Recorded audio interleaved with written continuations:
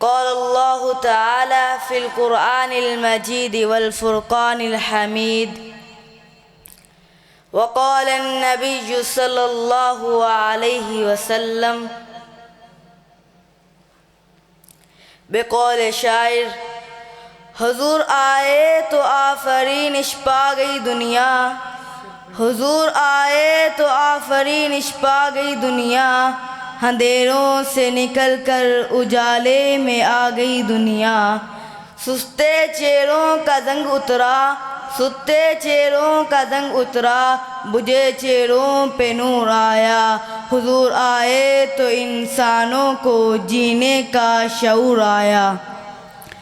मेरे मुअज़्ज़ज़ सामीन मोहतरम, मैं आज इस अज़ीम शान कॉन्फ्रेंस में जिस मौजू सुखन को आप अहबाब के सामने सुनाना जा रहा हूँ, वो एक ऐसा मौजू है जिस पर अमल किए बगैर, जिसको अपनी शब व रोज़ में बसाए बगैर कोई भी आदमी दावा मोमिन, दावा इस्लाम नहीं कर सकता। वो मेरा मौजू है सीरतुन नबी सल्लल्लाहु अलैहि वसल्लम। गरामी कदर तवज्जो से मेरी गुफ्तगू को सुनना, क्योंकि आज के इस मुख्तसर वक्त में बड़ा ही अहम पैगाम आप अहबाब को सुनाने की ख्वाहिश रखता हूँ और अपनी बात का यूँ मसाल से आगाज़ करता हूँ। हमारे मुआशरे के लोग अक्सर तौर पर किसी से मोहब्बत करते हैं उसके ओहदे की वजह से, किसी से मोहब्बत करते हैं उसके मर्तबे की वजह से, किसी से मोहब्बत करते हैं उसके अच्छे ख़ानदान होने की वजह से, किसी से मोहब्बत करते हैं उसके हुस्न जमाल होने की वजह से। जी हाँ, मैं जिस हस्ती की सीरत को ज़िक्र करने जा रहा हूँ, हम उस हस्ती से मोहब्बत करते हैं उसके ओहदे की वजह से, उसकी सूरत की वजह से, उसकी सीरत की वजह से, उसकी मर्तबे की वजह से। इसीलिए तो उस हस्ती की सारी ज़िंदगी हमारे लिए आइडल, मुन्ना और उसवा हसना है। अगर मैं बात करूं सीरत के मौजू पर तो ये मौजू बहुत बड़ा तवील है। मैं तो सिर्फ सीरत का एक पहलू मुख्तलिफ बयान करके इजाज़त चाहूँगा।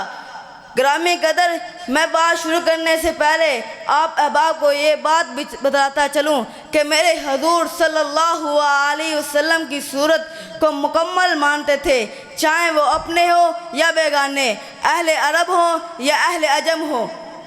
कुरान मजीद में भी मेरे हुजूर का तज़किरा है। वज़्ज़ुहा, आका सल्लल्लाहु अलैहि वसल्लम का सूरत का ही तज़किरा है। वल्लैली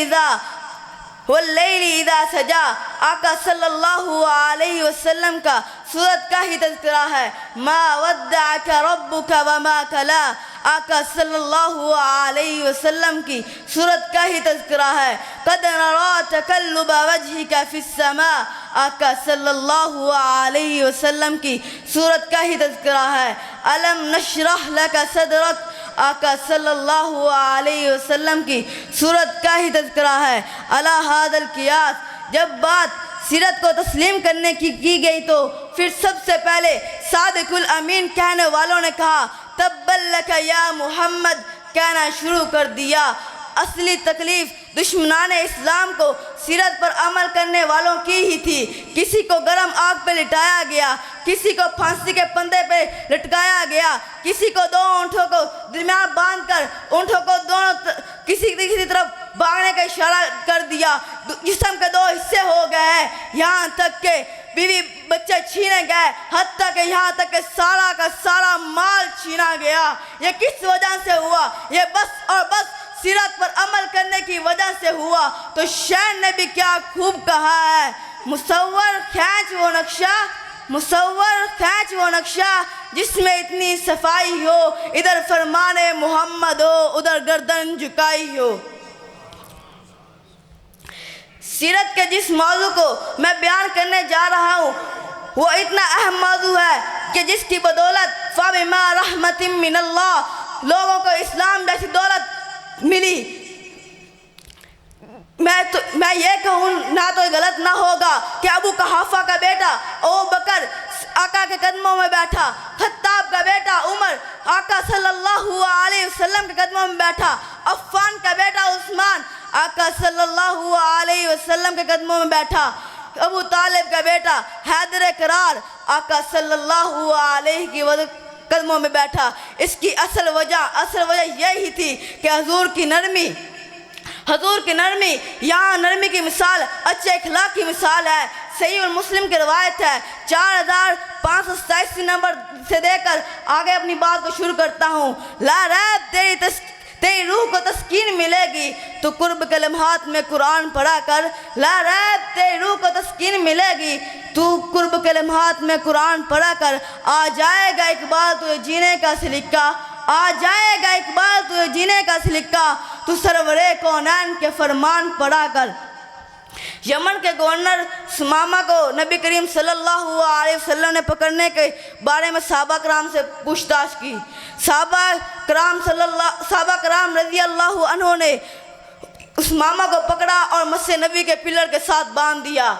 हजूर आए तो उन्होंने सवाल किया कि बता कि तू इस्लाम कबूल करे या यहाँ बंधा रहेगा। तो सुमामा ने आगे कहा अगर तू मुझे कत्ल करेगा तो समझ ले बड़े आदमी को कत्ल करेगा, अगर तू मुझे छोड़ देगा तो समझ ले मैं तुझे इसका अच्छा बदला दूंगा। 3 दिन गुजरने के बाद नबी करीम सल्लल्लाहु अलैहि वसल्लम ने खुद ब खुद उसे छोड़ दिया, रिहा कर दिया। तो फिर जब मुड़ कर देखते हैं तो उस्मामा जब मस्जिद से बाहर जाता है तो फिर वापस देखते हैं तो उस्मामा खुद ब खुद मस्जिद में आ गया। नबी करीम सल्लल्लाहु अलैहि वसल्लम उससे पूछते हैं उस्मामा मैंने तुम्हें छोड़ दिया, रिहा कर दिया। उस्मामा कहते आगे से उस्मामा बोल उठे, कहते हैं अपना गुलाम बनाकर कैसे रिहाई दे रही हो, मुझे अपना यार बना लो, अपना दोस्त बना लो, अपना साहबी बना लो। क्या वजह बनी कि पराया अपना बन रहा है, दुश्मन कत्ल करने वाला अपना बन रहा है? इसकी असल वजह यही थी कि हजूर की नरमी, हजूर का अच्छा इखलाक के दुश्मन को अपना बना दिया।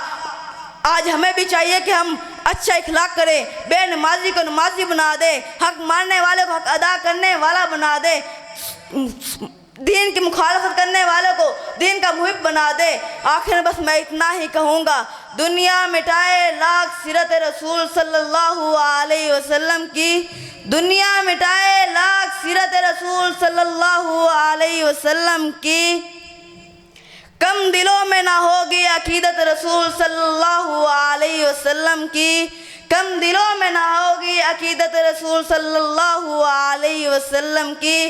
उन जैसा ना कोई बज़्म हयात में, सबसे हसीनो व सूरत रसूल सल्लल्लाहु अलैहि वसल्लम की।